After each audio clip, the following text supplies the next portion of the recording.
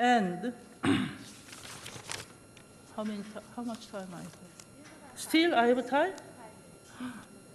Happy to hear that.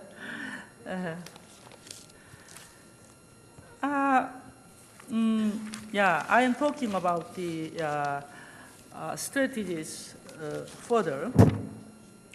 Nowadays, it is a global reality that in many parts of the world, women's representation is guaranteed through politics-related laws and the working apparatus of election systems.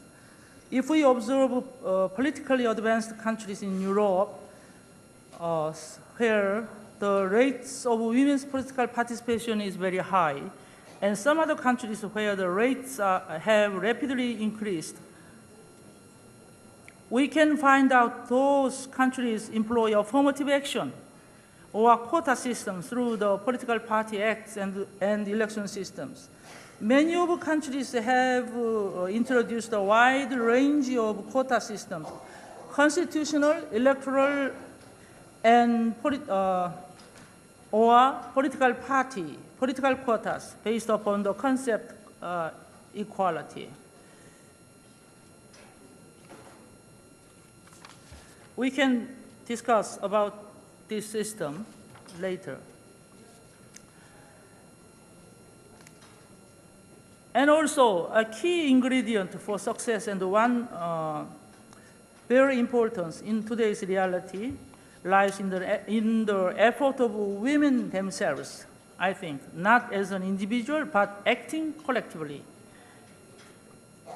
In order to expand women's participation in politics, we have to do our best for recruiting, educating, establishing brain pool of women candidates, and encouraging democratic movement from down up and continue to expand the quantity and quality of women's advance into local politics, and making nominating method within political parties much clearer and more democratic. And women's networking, we have to think about women's networking for expanding women's political participation.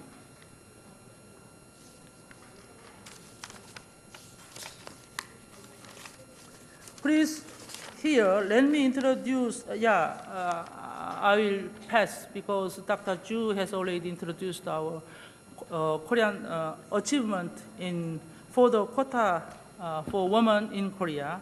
If I have time, I can explain further. We, women leaders, women politicians, and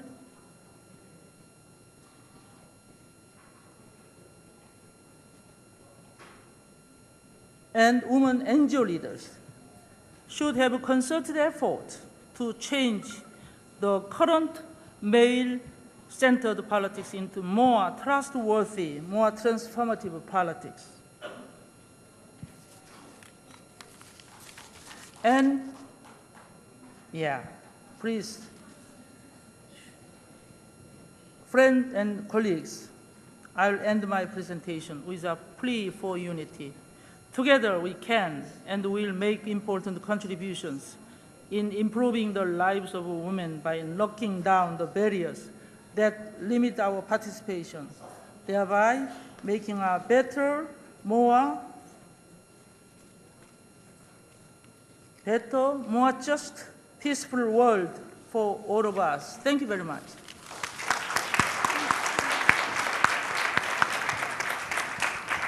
Thank you, Dr. Kim. We know that it's been your dream and vision to see more women in Korean politics, and you got your dream come true in your lifetime. Now we need to integrate these gender issues into the climate change adaptation and disaster risk reduction. And before doing that, I will open the floor. We'll get answers and comments from the floor. Then we'll take a break for 5 minutes, and then we'll come back and continue with a presentation of papers. So if you have any question or comments on these two papers, this is the time to do it. We welcome your participation, okay? Please give me your name and where you're from.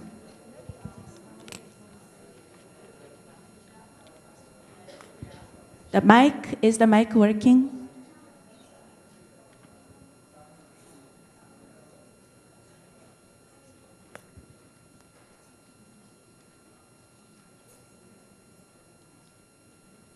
Can the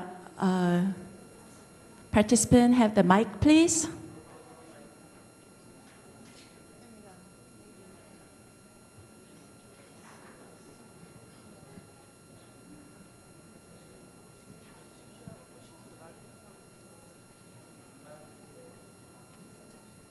Okay, we are getting ready for the mic, so we'll just move with the third presentation as we are getting ready for the questions and comments, the microphones.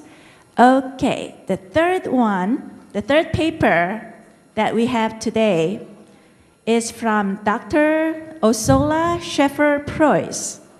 She's going to speak on climate change and disaster risk management, legislating gender-responsive mitigation, adaptation, and women's participation.